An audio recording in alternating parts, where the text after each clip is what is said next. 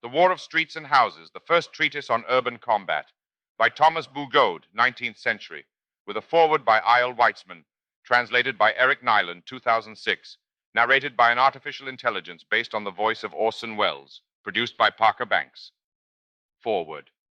Throughout the 19th century, European powers were fighting insurgencies within the urban and rural fringes of their colonial empires, while protecting their expanding capital cities from homegrown rebellions and revolutions nourished by class struggles. In 1840, a French army of 100,000 troops, led by Marshal Thomas Bugeaud, was sent to Algiers to subdue Abdelkader's Berber and Arab tribal army of 10,000 men, after the latter had surprisingly managed to destroy much of the standing French colonial army.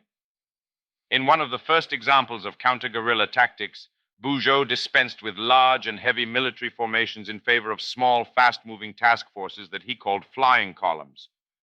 These flying columns terrorized the population with razzias, raids against non-believers for the purpose of conquest and plunder, in which massacres of the civilian population and the burning of whole villages and crops would routinely occur. Bugeaud managed to regain control over Algiers' dense Kasbahs only after destroying entire neighborhoods in reprisals for guerrilla attacks and breaking the resistance by cutting routes through the neighborhoods where insurgents were hiding. In the process, Bugeaud reshaped the city, making it more maneuverable for the military. This was among the first instances in which demolition was used as a means of military urban planning. Qaeda's resistance was broken, but the European project in Africa sought to further civilize the local population by upgrading their primitive habitat according to the rules of modern design. Through a system that would later be perfected in General Gallieni's method of progressive occupation, markets and roads were built as a means of convincing the local tribes of the benefits of modern French rule. Bugeaud further imagined Roman-style colonization, with large estates handed out to demobilized officers that would double as military bases and as an outpost of civilization where modern services could be provided to the surrounding rural areas. But most often, the population of these early colonial settlements consisted of poor European peasants, and after 1848, of urban deportees referred to as workers' battalions. Alexis de Tocqueville may have represented the widespread sentiment of many in Paris who were disturbed by Bugeaud's tactics in Algeria. Commenting on the Marshal's proposed resignation, he wrote, "When I hear that a resignation offered by Marshal Bugeaud was not accepted, I cannot help supposing that Marshal Bugeaud is being left in Africa far less for the good one expects from him there than for the evil that is feared of him here in Paris." But it was too late, as Bugeaud was on his way back to France. Together with Bugeaud, the tactics of urban warfare and military urban planning skipped over the Mediterranean, from the Algerian countryside, where they were experimented with, to the streets and alleyways of Paris. In Paris, both conservative and progressive elites considered the city congested, filthy, decadent, and above all, dangerous. The bourgeoisie feared the revolutionary ferment that was generated around the densely populated, desperately poor, and rapidly growing workers' slums. As a royalist who opposed the Industrial Revolution, which he thought was physically and morally toxic, Bugeaud personified the anti-urban attitudes of the French Restoration. Before leaving for Algiers, he embarked on a course of agricultural innovation aimed at reversing the migratory trend from the countryside to cities by making land cultivation more efficient and by dispersing the urban working classes in agricultural villages across the French countryside and the colonial world. With a feeling of desperation about the state of security in cities, and having retired to his estate, Bugeaud wrote what would become the first manual for the preparation and conduct of urban warfare, La Guerre des Rues et des Maisons. In this text, he outlines the geography of the dangers of pre-Haussmannian Paris and proposes new urban typologies on different scales to address them. As a preventative measure against future barricades, Bugeaud proposed a radical reorganization of the city's fabric. Having tested the tactic during his battles in Algiers, he proposed that new routes for military maneuvers be cut through the city and military regiments positioned within it. Haussmann, his avid reader, would later implement this plan. In opening large public spaces within the city and segregating classes and functions within it, and by further submitting the city to the logic of the efficiency of troops and supply movement, Bugeaud, the anti-urbanist or great head gardener, as he was called in Paris, had in effect drawn the blueprint for the first modern city. He has since become the inspiration for many urban-rural, one might say suburban utopias that perfected classification, segregation, and hygiene in their attempt to merge city and countryside. The war of streets and houses, the application of the principles of concentration and unity of action, which has been talked about so much recently, is of less importance in street warfare than in ranked battles. In ranked battle, the efforts must develop in harmony in order for the engaged troops to be properly supported on the right, the left, and in the rear. It is only in this way that one can successfully overturn the formidable lines upheld by the reserves. It is only in this way that one can repair setbacks and catastrophes that befall those who make up the first line of attack. These necessities are met only to a small degree in street warfare, where one only fights against barricades and musketry fire from houses. There is no need to be afraid of a serious and prolonged offensive from an enemy who, in fighting in or among the buildings, is clothed in obstacles. If the enemy takes cover or wants to ambush, it is an interest in self-preservation that makes him aware of his weakness in open and mass offensives. This type of war amounts to an intelligent war of tirailleurs. Note, tirailleurs refers to light infantrymen fighting ahead of the main columns, often comprised of Algerian and sub-Saharan African populations. Ordinary tactics and theory cannot be applied here. Although the streets could be compared up to a certain point with corridors, one must refrain from attacking them with shallow, ranked columns. This is sometimes done in ordinary war because it acts as a means of opening up the enemy's ranks, and because faced with the possibility of finding a strong enemy beyond the corridor, one must meet him with a force strong enough to clear the passage and to hold it long enough so that the troops, when their time comes, can draw in to unblock and quickly reinforce those who passed first. Thus, one tightens the ranks in order that the tail approaches as close as possible to the head. The same necessity is not met in street warfare against a riot. One should completely avoid approaching the barricade with columns. One must attack them only with the tirailleurs. The tirailleurs' conduct should be very audacious. They should convince themselves that one does not remove barricades with gunfire. To fire upon them is a fool's game, since the defenders are covered and because the assailants are visible from head to toe. It is by means of running and climbing that one removes barricades. When the summit of the barricade is reached, material equality is established. But the moral superiority is on the side of the assailant, because he has given his adversaries a strong sense of his courage by braving their fire and by crossing the obstacle. It is thus 20, 30, or 40 men at most, depending on the length of the street, commanded by a vigorous officer who must launch a campaign against the barricade. But as they can receive gunshots from the windows of the houses on the right and left, they must protect themselves from behind with two ranks of tirailleurs, advancing rapidly along the houses to the left and right. The right flank fires upon the rioters who come to the windows on the left. The left flank does the same to those on the right. Past experience has shown that in this way one extinguishes or cancels out the crossfire. This strategy is easily understood if one recognizes that when the entire body can be sheltered, it is then difficult to resolve to expose any portion of that body. It is this natural feeling that makes troops battle more poorly behind entrenchments than in the open countryside. However, to maneuver the troops in the street, one must display the entire upper body. Generally, this is dangerous. However, because the enemy releases their fire from the windows either without appearing or appearing only momentarily, their fire cannot be fatal. The projectiles that are dropped from the windows, such as furniture and bricks, are more to be feared than the gunfire.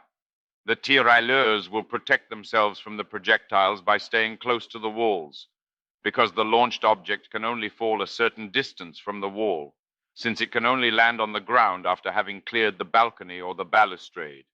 And we must still add the force added by he who throws the projectile, which carries it even farther out. The troops who support the tirailleurs' attack should remain at a great distance from the musketry, or better still, remain covered in the adjoining streets, so as not to be exposed to their own fire. As in the sieges, One must maintain the goal of protecting as much as possible the men's lives. However, one must get things done quickly, since one does not have spare time as in an ordinary war, as the prolongation of the fight constitutes a political danger. To move quickly and to handle the soldiers carefully are not irreconcilable tasks, as it might at first seem. To accomplish this, the proper intelligence must be given to all the officers, the non-commissioned officers and soldiers in advance. As soon as the barricades are removed and the street is cleared of enemies, the supporting troops can advance. If there are adjoining streets that have been barricaded, the barricades can be removed in the same manner. If one sets fire to some of the houses must be entered and the defenders must be attacked and captured. Humanity demands that one recommend to the troops in advance that they should spare the women, the young, and the old, and to fire only on those who are armed. While the doors of the houses are broken down by means of levers and pliers, the tirailleurs should maintain control of the windows by firing on anything that presents itself. The use of explosives in creating passageways is even faster, but it is difficult to have explosives everywhere they are necessary. There must, however, be a certain amount with each column, as well as trained men entrusted with setting them off when necessary. Once a house is taken, if there is a need to pass into the neighboring houses, one can facilitate this by piercing the thin walls of separation between them, particularly those of the higher floors. One must, however, avoid as much as possible attacking houses, since it is a loss of time and always results in casualties. One must also neglect scattered gunners, because one can be assured that as the barricades are surmounted and the majority of insurgents chased from the streets, the rioters will take care not to begin fighting again for fear of attracting the vengeance of the vanquishers. Attacks should be restricted to the buildings where the gunfire has been strong enough to indicate that the building contains a large number of defenders. If one attacks many houses without a serious motive, there will be a successive reduction in troops, because a number of the soldiers would not be remaining in the compact formation. As the columns make progress, they leave behind small garrisons in the houses that command the occupied territory to prevent the barricades from reforming behind them. Some small columns of the National Guard and the ranked troops should, toward the same goal, remain behind. These detachments are easily formed if, as I stated previously, in attacking the barricades, one employs only the forces that are absolutely necessary to assure possession of the occupied territory. This task falls especially to the National Guard, who link the moral influence of the city's men with the force of the tirailleurs. Up until this point, I have not spoken about the cannon because I generally believe it to be of little use and sometimes even bothersome when the riot is met fast enough to prevent it from perfecting its defense. In the span of time that it would take to employ the cannon, the barricade would have already been taken by the tirailleurs. Nevertheless, the columns must have a cannon, for regardless of the speed of the initial attack, obstacles can be met, which it would be imprudent to challenge and remove with a live force before first attacking them with cannon fire.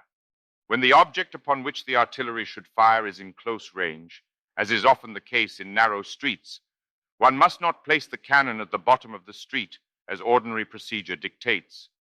The cannoneers and the horses would be killed by the fire from the barricades and houses. Under these circumstances, the cannons are loaded in hiding and then pushed by hand as quickly as possible into a position within sight of the barricade or house that must be attacked. The aimer should be very agile, firing his weapon accurately, because the cannon is not fired simply to make noise, it is needed to produce an effect. The means that I indicated above are sufficient when the riot has not had more than 2 or 3 hours to prepare itself. If, on the contrary, one lets it organize, gain manpower, and fortify itself at leisure, I will not say that one must work with more method, for the method is the art of action conforming to circumstances, but with more precautions, meaning one must move less quickly. It is then a type of siege that one must carry out. One can be sure that the more the insurgents are fortified, the more difficult it is for them to rise and take the offensive. They reduce themselves behind the fortification to a defensive position. All the moral advantages are thus on the side of the defenders of the law and of society. They will advance less rapidly in the initial system, but they will make constant, safe progress that will gradually throw the insurgents into despair. It is necessary to proceed with the cannon in order to bring the action into the interior of the houses. This action is more powerful than that of the cannon. The cannon will not produce a great effect on barricades constructed with 10 or 12 layers of brick. The shells will be effective if the streets behind the barricades are filled with insurgents. However, with the first blast of shells, the insurgents will disperse to take shelter in the houses and cross streets. Thus, one must not assign too much importance to the effect of the artillery. The effect is rather moral than material. It would be instructive to find the number of dead and wounded in the June campaign. I would dare to venture that it was not more than 50 that died for that cause. In war fought inside villages, the cannon cannot be very efficient when the enemy emerges in mass from the boulevards, the public squares, the docks, and the avenues. Outside of the villages, it is the sappers and the soldiers fighting on foot who make up the infantry and who do the majority of the work through their daring intelligence. What is to be done if the barricades are too strong to be broken down by the tirailleurs? Under such circumstances, one enters into the first houses that line either side of the street, and it is here that the troop's detonator is a great advantage because he quickly achieves the goal. He climbs up to the top floor and systematically blasts through all the walls, finally managing to pass the barricade. As soon as he has succeeded in this task, the barricades are taken, because the infantry, situated in the houses that look onto the barricades from behind, can gun down the defenders or throw furniture, tiles, and other projectiles at their heads. To the ranks of these most efficient techniques, we should add grenades, as much because of the effect produced by their explosions as because of how easy it is to use them from windows, allowing the troops to remain unexposed to the enemy stationed in the street. In speaking on this subject, we should also note the great and widely acknowledged service of the firemen, whose rapid advance along the rooftops allows them to pass the barricades with the greatest promptness. As soon as the barricades are evacuated, the reserve troops advance, taking possession of the streets that are still occupied by rioters. The column's commanders make new formations to seize them. The troops' commanders should carefully regulate the detachment force called upon to enter the houses. If the process is not carefully regulated, more men will be used than are necessary, causing clustering, confusion, and making the work progress less quickly and less well. In this war of details and allotment, if the typical tactics, as we have described above, do not apply, one must nevertheless maintain rules. Organization and discipline play a strong role. It is by these grand means that one brings order upon disorder. Without order, great confusion will quickly be established, and the heads, no longer knowing where their soldiers are, will be exposed because they are almost completely alone in the streets. We do not think more than 25 or 30 men, plus one officer, are needed to move to the top floor of a row of houses. It is clear that few people are needed, since only 2 or 3 men can make holes in each wall.